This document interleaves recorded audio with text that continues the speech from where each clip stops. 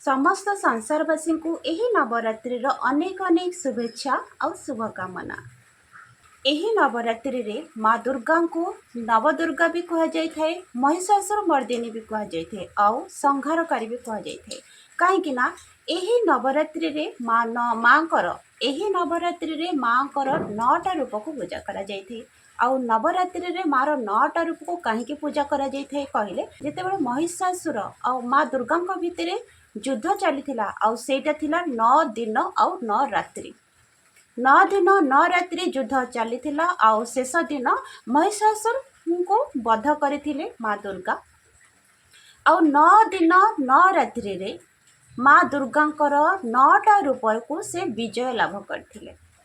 9टा रूप तांकर सिद्ध होइथिला आउ शेष रे महिषासुर को से वध करथिले। जो महिषासुर बहुत गर्वित थिले कि नारी सामान्य नारीटे मोर कौन क्षति करिवो, नारी होचे दुर्बल या भाविकी से महिषासुर असुर जी कि निजको बहुत गर्वित अनुभव करथिले। बहुत गर्व से थिले कहीं से देवता मानकठू से जीति जाइथिले। कहीं से ब्रह्मा कोठू वर मागी नहीं कि कौन सी दानव देवता तांको मारी पारिबेनी। जितेबले देवता और असुर भितर युद्ध चली युद्ध रे देवता माने जितेबले परास्त हो गले, हताश हो गले, सेतेबले माँ दुर्गा को निज निजर अस्त्र समस्ते समर्पण करथिले। आउ माँ दुर्गा महिषासुर को तांकर 9टा रूप महिषासुर को वध करथिले, जोटा चली 9 दिन और 9 रात्रि। यही 9 दिन और 9 रात्रि को नवरात्रि कह जाए। आउ एही मर्त्यमंडल रे प्रत्येक वर्ष आश्विन शुक्ल पक्ष एही शरत ऋतु रे एही पूजाटा आरंभ होता है। 9 दिन पर पूजाटा आरंभ होता है। आउ 10 नंबर दिन दशहरा होता है। और दशहरा रे रावण को वध करा जाए। रामक द्वारा दशहरा रे रामक द्वारा रावणर वध होता है। से लगी यही 9 रात्रि यही 9 दिन को नवरात्रि बोली कह जाए। आ माँकर प्रत्येक रूप यही 9 दिन रे पूजा पाई थांती, जोटा कि प्रथम रूप माँ दुर्गांकर हैला माँ शैलपुत्री और द्वितीय रूप हैला ब्रह्मचारिणी। ब्रह्मचारिणी रूप से कहीं नेले कहबाकू गले जितेबले माँ दुर्गांकर जन्म हैला हिमालयर राजा पर्वत राजा घरे से जन्म ग्रहण करथिले। आउ तांकर ना पार्वती रखा जाइथिला। पार्वती कहीं रखा जाइथिला कहले से पर्वत राजांकर झियो थिले, सेतिलेकि तांकर ना पार्वती रखा जाइथिला। जेतेबेले से पार्वती धीरे धीरे बड़ हबा को लागिले आउ नारद ऋषि जानि पारले कि पार्वतींकर जन्म हो सारी, महादेव शिवंकर अर्धांगिनी जन्म नहीं सारी। सेतेबेले से पार्वती सांगरे आसिकी देखा कले। मुनि ऋषि जेतेबेले माँ पार्वती सांगरे देखा कले आउ सेतेबेले माँ पार्वती को कहिथिले कि तांकर पूर्व जन्म रे से सती रूप रे थिले आउ महादेवकर अर्धांगिनी थिले। आउ जो काम को से अधारे छाड़ी की जाइथिले से काम को तांको पूर्ण करिवार अछि। ताहले ए सृष्टि बंचिबो, नहले सृष्टि नष्ट होइजिबो। जेतेबेले माँ पार्वती नारद ऋषि को ए सबु कथा शुणिले सेतेबेले से सबु जिनस त्याग करिके से ब्रह्मचारिणी रूप धारण करथिले। कहीं तांको अर्धा हेतिबा काम को पूर्ण भी करिवार थिला। कहीं जेतेबेले माँ सती निज इच्छा रे जितेबले माँ सती तांकर सो इच्छा रे महादेवकर हाथ धरिथिले, महादेव सांगरे से विवाह करथिले। सतींकर पिता थिले दक्ष। जितेबले से महायज्ञ आयोजन करुथिले माँ सती शुणिबा को पाइले कि तांकर पिता महायज्ञर शुभारंभ करुछंती, जो थिरे समस्त देवता देवी निमंत्रण होइछंती, किंतु महादेव आउ माँ सती को से निमंत्रण करना।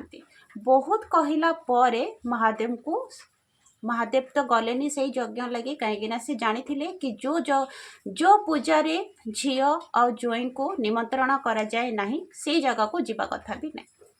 किंतु से तो थिले जोई से लगे से गलेनी, किंतु झीर मन रहुनी कहीं से प्रत्येक भौणी माने भेणी माने ताकर सहजन कुटुंब समस्ते आसी थांते। सेति लगे से निज को आउ संभाली न पारिकी से महादेव को आज्ञा नहीं कि से तांकर पिता घर को गले, जोठी से बहुत अपमानित होइथिले। महादेव को बहुत अपमानित करा जाइथिला। तो सेटा से संभाली न पारिकी सही न पारिकी से सही यज्ञ रे निजर को आहुति दे देइथिले। ସେଇଟା ଜାଣିପାରିଲେ ମହାଦେବ। ଆଉ ମହାଦେବ ନିଜେ ସେଇଠିକୁ ଆସିକି ତାଙ୍କର ପୋଡ଼ା ଶରୀରକୁ ଧରିକି ସେ ସବୁଆଡ଼େ ଭ୍ରମଣ କରିଥିଲେ। ଆଉ ଗଭୀର ଦୁଃଖରେ ସେ ଥିଲେ, ଯୋଉଟାକି ପ୍ରତ୍ୟେକ ଦେବତା ଜାଣିପାରିଲେ ଏ ଜିନିଷ। ସେ କାହାରି କଥା ଶୁଣୁନଥିଲେ, କାହା ସାଙ୍ଗରେ କଥା ହେଉନଥିଲେ, ସୃଷ୍ଟି କ'ଣ ହେଉଛି କ'ଣ ନାହିଁ ସେ ବିଷୟରେ ସେ ଟୋଟାଲି ଚିନ୍ତା କରୁନଥିଲେ। ସେଥିଲାଗି ଯେତେବେଳେ ମା ପାର୍ବତୀଙ୍କର ଜନ୍ମ ହେଲା ତ ନାରଦ ଋଷି ଜାଣିପାରିଲେ କି ମହାଦେବ ଶିବଙ୍କର ଅର୍ଦ୍ଧାଙ୍ଗିନୀ ଜନ୍ମ ନେଇ ସାରିଛନ୍ତି। ସେଥିଲାଗି ସେ ମା ପାର୍ବତୀଙ୍କ ସାଙ୍ଗରେ ଆସିକି ସେ ଦେଖା କଲେ। ଆଉ ଏସବୁ ଜିନିଷ ପୂର୍ବରେ ଯାହା ଯାହା ହେଇଥିଲା ସେ ସବୁ ଜିନିଷ ମା ପାର୍ବତୀକୁ ସେ କହିଥିଲେ। ଆଉ ସେବେଠୁ ମା ପାର୍ବତୀ ମହାଦେବଙ୍କୁ ପତି ରୂପରେ ପାଇବା ପାଇଁ ସେ ବ୍ରହ୍ମଚାରିଣୀର ରୂପ ଧାରଣ କରିଥିଲେ। ତାଙ୍କର ରୂପ ଥିଲା ଶାନ୍ତ, ଶିଷ୍ଟ ଆଉ ନମ୍ର।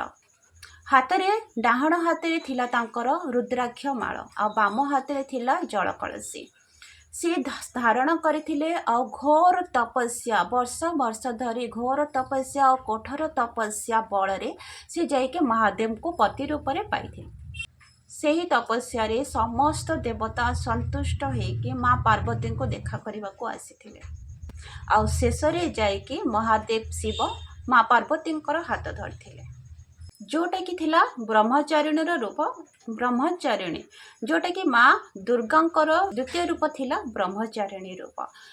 କିଛି ବର୍ଷ ସେ ଫଳମୂଳ ଖାଇକି ତପସ୍ୟା କରିଥିଲେ, କିଛି ବର୍ଷ ଜଳ ଗ୍ରହଣ କରିକି ତପସ୍ୟା କରିଥିଲେ, ଆଉ କିଛି ବର୍ଷ ସିଏ ବେଲପତ୍ର ତଳେ ପଡ଼ିଥିବା ଶୁଖିଲା ବେଲପତ୍ର ସେ ଖାଇକି ତପସ୍ୟା କରିଥିଲେ, ଆଉ କିଛି ବର୍ଷ ସେ ନିର୍ଜଳା ବିନା ଆହାରରେ ସେ ତପସ୍ୟା କରିଥିଲେ। ଆଉ ତାଙ୍କ ତପସ୍ୟାକୁ ସେ ସିଦ୍ଧ କରିଥିଲେ। ସିଦ୍ଧ କରିସାରିଲା ପରେ ଯାଇକି ସେ ମହାଦେବ ତାଙ୍କର ଡାକ ଶୁଣିଥିଲେ, ମହାଦେବ ସନ୍ତୁଷ୍ଟ ହୋଇଥିଲେ। ଆଉ ତାପରେ ମହାଦେବ ମା ପାର୍ବତୀଙ୍କର ହାତ ଧରିଥିଲେ। ମା ବ୍ରହ୍ମଚାରିଣୀ ଏଇଟା ବତେଇ ଦେଇଗଲେ କି ମର୍ତ୍ତ୍ୟମଣ୍ଡଳର ମଣିଷମାନଙ୍କୁ ଏଇଆ ବତେଇ ଦେଇଗଲେ ସବୁଦିନ ପାଇଁ କି ତମର ଯଦି ଲକ୍ଷ୍ୟ ସ୍ଥିର ଅଛି, ଆତ୍ମା ନିର୍ମଳ ଅଛି, ଆତ୍ମବିଶ୍ୱାସ ଅଛି, ଆଉ ମନ ଭିତରେ ତମର ଯଦି ଧୈର୍ଯ୍ୟ ଅଛି, ତାହେଲେ ଯେକୌଣସି ଜିନିଷ ବି ତମେ ପାଇପାରିବ। ସମୟ ଲାଗିବ, କିନ୍ତୁ ସେ ସମୟକୁ ତମକୁ ଅପେକ୍ଷା କରିବାକୁ ପଡ଼ିବ।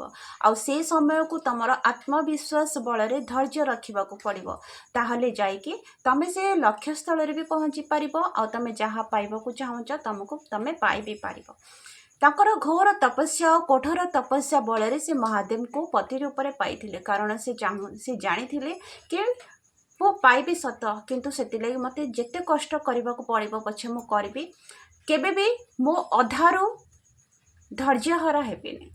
ଏହିସବୁ ଜିନିଷ ସେ ଶିଖେଇ ଦେଇଯାଇଛନ୍ତି କି କେବେ ବି କୌଣସି କାର୍ଯ୍ୟକୁ ଧୈର୍ଯ୍ୟହରା କେବେ ବି ହେବନି। ଆଉ ଧୈର୍ଯ୍ୟହରା ହେଇକି ଯଦି ଅଧାରୁ ତମେ କାମ ଛାଡ଼ି ଦେଉଛ, ତାହେଲେ ସେଇ କାମକୁ ପୁଣି ଥରେ ଆରମ୍ଭ କରିବାକୁ ପଡ଼ିବ। ସେଥିଲାଗି ଯେଉଁ କାମ ବି ତମେ ଆରମ୍ଭ କରୁଛ, ମନୋବଳ, ଆତ୍ମବଳ, ଆତ୍ମବିଶ୍ୱାସ ଆଉ ଧୈର୍ଯ୍ୟର ସହିତ କାମଟି ଆରମ୍ଭ କର, ତାହେଲେ ସେଇ କାମରେ ନିହାତି ତମେ ସଫଳ ଲାଭ କରିବ। ମା ବ୍ରହ୍ମଚାରିଣୀ ଯିଏକି ମା ପାର୍ବତୀ ଥିଲେ, ଆଉ ସେ ଗୋଟେ ରାଜା ଘରେ ଜନ୍ମଗ୍ରହଣ କରିଥିଲେ। ସେ ଯଦି ଚାହିଁଥାନ୍ତେ ବ୍ରହ୍ମଚାରିଣୀର ରୂପ ଧାରଣ ନ କରିକି ସେ ଗୋଟେ ରାଣୀ ଭଳିଆ ଜୀବନଯାପନ କରିପାରିଥାନ୍ତେ, କିନ୍ତୁ ତାଙ୍କୁ ସୃଷ୍ଟି ବି ବଞ୍ଚାଇବାର ଅଛି। ସେଥିଲାଗି ମହାଦେବଙ୍କର ହାତ ବି ଧରିବାର ଅଛି, କାହିଁକି ନା ତାଙ୍କୁ ସୃଷ୍ଟି ବି ବଞ୍ଚାଇବାର ଅଛି, ଆଉ ମହାଦେବଙ୍କର ହାତ ବି ଧରିବାର ଅଛି, ଆଉ ଛାଡ଼ି ଯାଇଥିବା ଅଧା କାମକୁ ତାଙ୍କୁ ପୂରଣ ବି କରିବାର ଅଛି। ସେଥିଲାଗି ସେ ସବୁ ଜିନିଷକୁ ତ୍ୟାଗ କଲେ। ବସ୍ତ୍ର ଆଭୂଷଣ, ଖାଦ୍ୟ ବସ୍ତ୍ର ଆଭୂଷଣକୁ ସେ ତ୍ୟାଗ କରିକି ବ୍ରହ୍ମଚାରିଣୀର ରୂପ ଧାରଣ କରିଥିଲେ, ଯୋଉଟାକି ଘୋର ତପସ୍ୟା, ବର୍ଷ ବର୍ଷର କଠୋର ତପସ୍ୟା ପରେ ସେ ମହାଦେବଙ୍କୁ ପାଇଥିଲେ।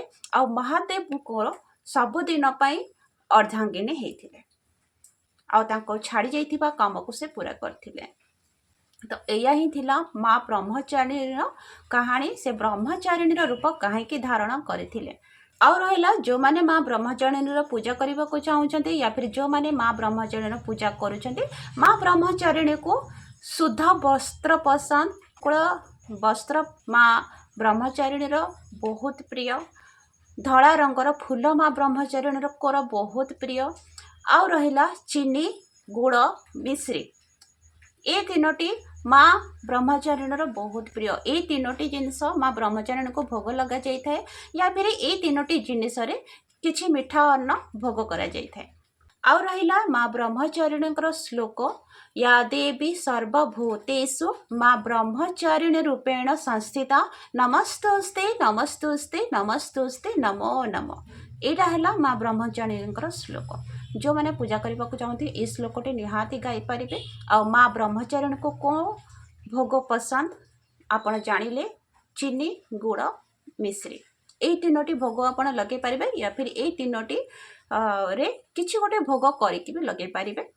माँ दुर्गा होचंती माँ पार्वती, माँ दुर्गा होचंती माँ काली, माँ दुर्गा होचंती माँ राधा, माँ दुर्गा होचंती माँ सीता, माँ दुर्गा होचंती माँ लक्ष्मी, माँ दुर्गा होचंती माँ सरस्वती। प्रत्येक वर्ष यही आश्विन शुक्ल पक्ष शरत ऋतु यही नवरात्रि पूजाटी आरंभ होता है। आही नवरात्रि रे ओह्लाई स्वर्गर ओह्लाई आसी था प्रत्येक देवी यही 9 दिन आ पूजा पाई पूजा सरला पुणी स्वर्ग स्थान करि आशा करुँची जहाँ भी माँ ब्रह्मचारिणी कहानी मु कहली आपन को निहाती भल लगी। रोची नमस्कार, राधे राधे।